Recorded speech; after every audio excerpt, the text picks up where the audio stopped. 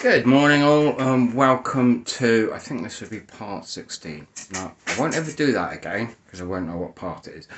But you may have noticed that I've got a bit lost with these videos of late. I've kind of muddled up what I'm doing with them. So, I've had an idea. Making use of my whiteboard, I'm going to start using this to remind myself of what video I'm doing at the moment.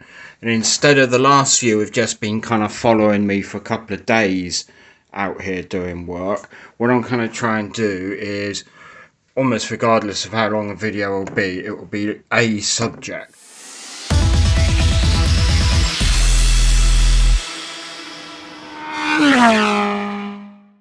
Roll bar install will be the front roll bar, which at the moment is just held in with those like welding magnet things, and the rear, which is currently on the floor.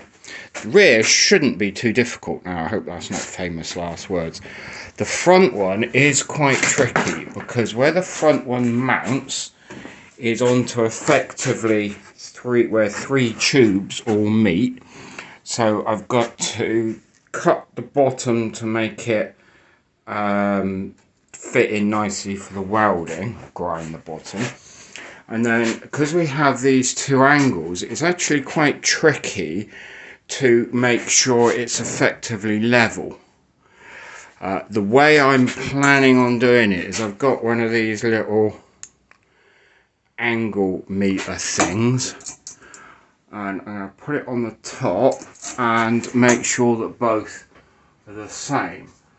But it's not even that simple, because the roll bar is very slightly about 10mm narrower than it needs to be.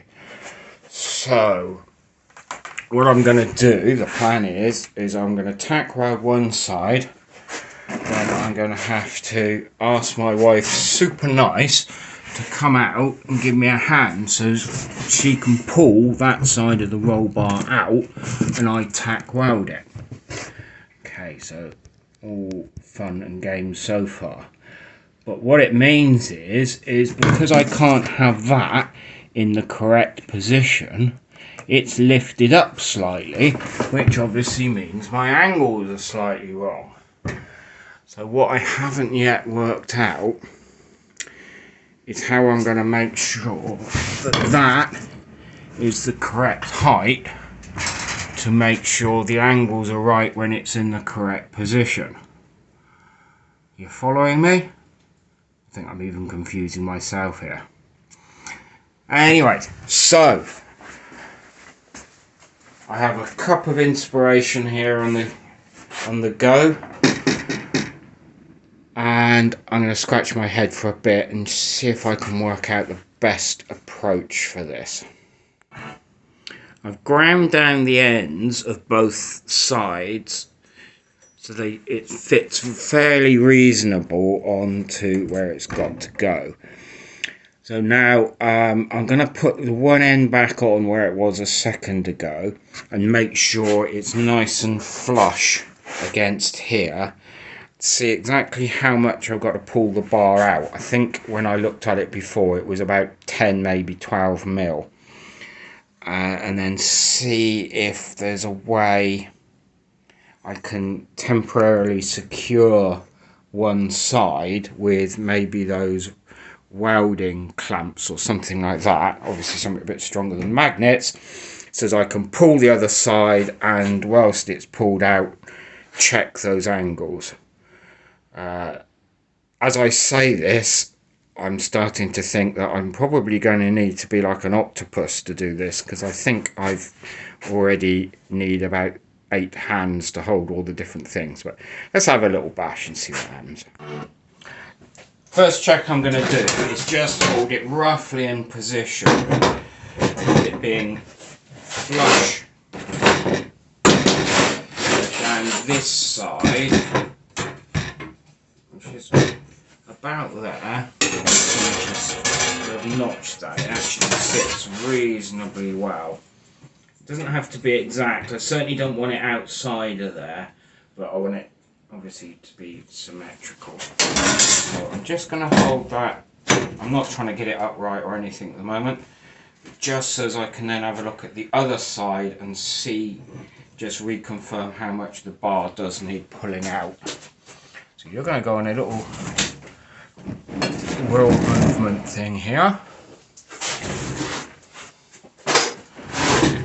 Now I sat on the table, and so that's how much the bar needs to come out. Let's find a ruler I can use as my favourite great big long ruler. I hit the wall if I try using that. Yeah, so about 10 or 15 mil. So I'm going to see if I can secure that side somehow so as I can pull this side without it obviously coming off. This morning I printed myself up this little angle bracket thing that's curved on the inside because I thought it might help with squaring the tube up. This isn't the job I had in mind, but I've just cable tied it to the outside, and I'll see if that's enough to see if I can just pull that over. Okay, I've screwed that down to the table as well, and it actually holds it fairly well, so I can move this to line up. Now, I think I can hold that with one hand and look at the meter. So, okay, we're pretty close to 0, and that was spot on now. Okay, so what we're going to do is we'll put that on there. These things do seem to just take a couple of seconds to settle. So when I put that in position, we are on 9, just a tiny bit under 9 degrees, and that side we're bang on. In fact, that's, well, look at that, 9 degrees as well. That is certainly good enough for me. My original intention for this bracket, and then with the holes just so as I could cable tie it on, and then I can get a couple of tack welds in, hopefully before I completely mount the bracket. And we seem to be pretty well on the, what was that? Pretty well on the vertical there. Half a degree off. I'll just fiddle with that a little bit.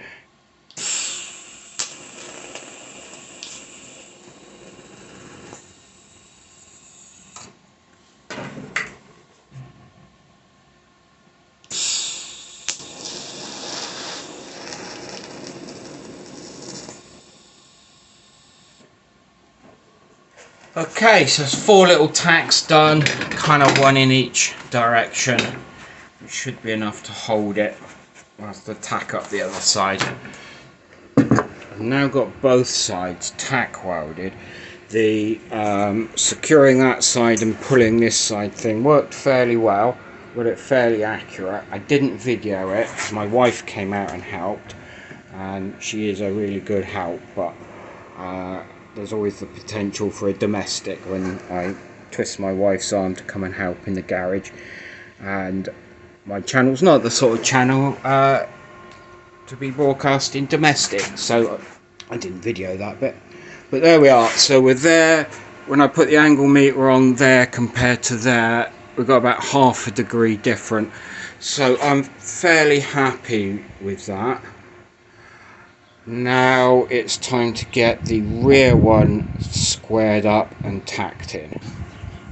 I've re-cleaned and buffed up the ends of the main roll cage. I've re-cleaned all of its fitting holes.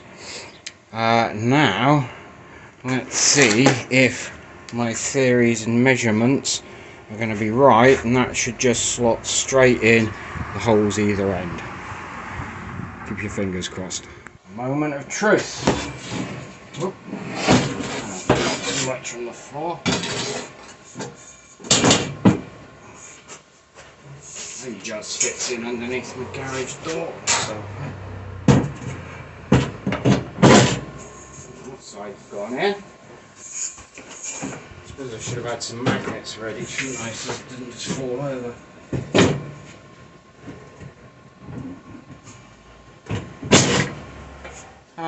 well, that fit in fairly well. So now we're back to the magic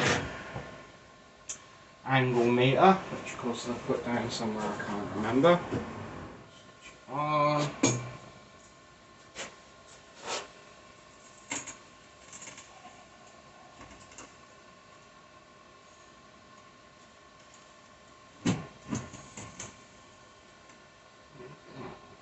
That actually, I don't know if you noticed that there, as I was getting it, it actually dropped down a tiny bit further, as it was dropping nice and firmly down into its hole it's supposed to be in.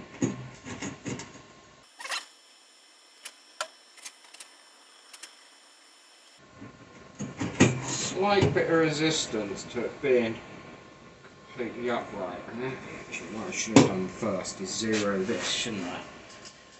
Oh, you stupid idiot.